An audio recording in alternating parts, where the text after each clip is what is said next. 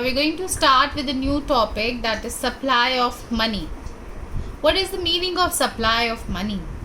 It refers to the stock of money held by the general public at a point of time as a means of payments and store of value.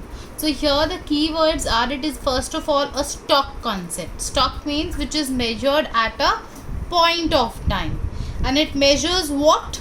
The money held by the general public. So the money held by general public at a point of time is known as money supply or supply of money. Now what are the features of money supply? It includes money held by public only. So here the term public signifies money using sector, that is individuals and business firms. It does not include, this point is important, it does not include money creating sector, that is government and banking system. So basically it is said that who are the producers of money? So the producers of money are government and banking system.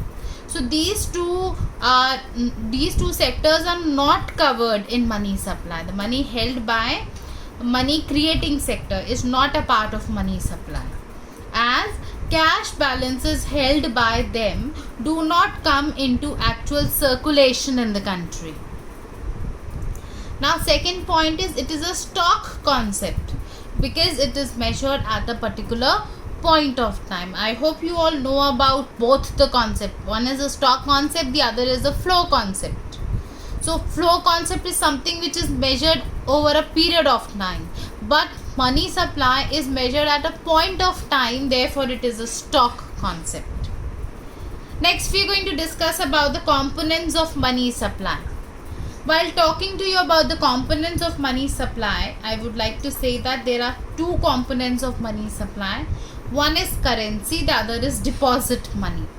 Currency includes both paper currency and coins issued by the government and central bank of the country.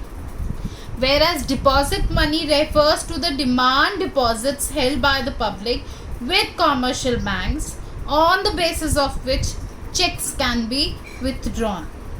So it is basically demand deposits held by the public which can be withdrawn from the bank by the public at their demand, that is through checks and all.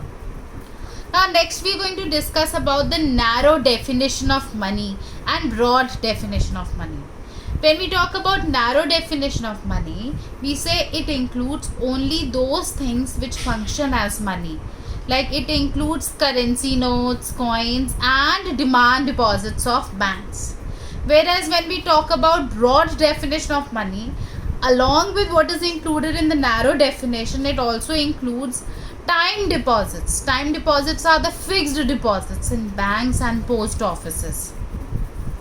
After that, the next thing which we are going to discuss is measures of money supply in India. In India, the Reserve Bank of India uses 4 measures of money supply, namely M1, M2, M3 and M4 measurements.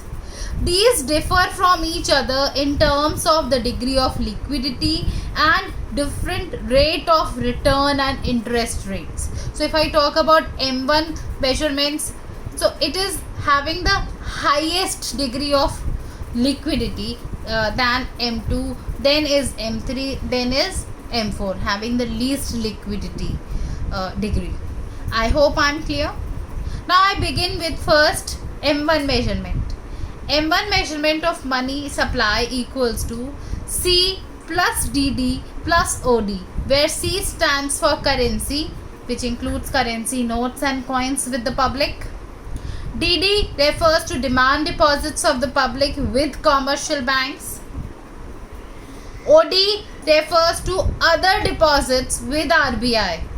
Other deposits can be the deposits of public financial institutions, it can be the deposits of foreign central banks or foreign governments or any international financial institutions.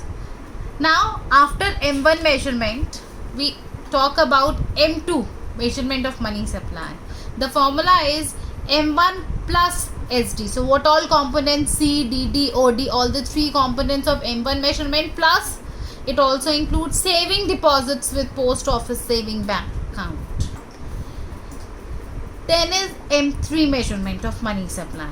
M3 measurement is basically M1 measurements components like C plus DD plus OD, plus it also includes time deposits with the commercial banks. So it is written TD. TD refers to time deposits with commercial banks. Last measurement of money supply is M4 measurement, which is the formula is M3 plus TDP.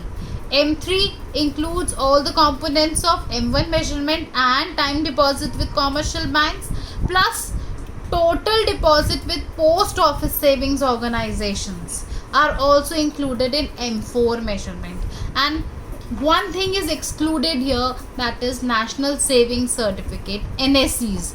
Money of NSC is basically held by the government, so it is not included in the money supply. Next is, in recent years, RBI has started using new measure of money supply, that is M0, also written as M0 measure. Generally it is known as high powered money. Very important. Definition of high powered money comes in 2 marks, and this is the question which is expected to come in the board exams. Now here, through definition also you can explain, through formula also you can explain what is high powered money. So it is basically the currency in circulation. It can be currency in paper notes or coins, plus currency deposits of commercial banks with RBI and other deposits with RBI. So when we add currency in circulation plus currency deposits of commercial banks with RBI plus other deposits with RBI, it means high powered money, which also accounts as the monetary base of the economy.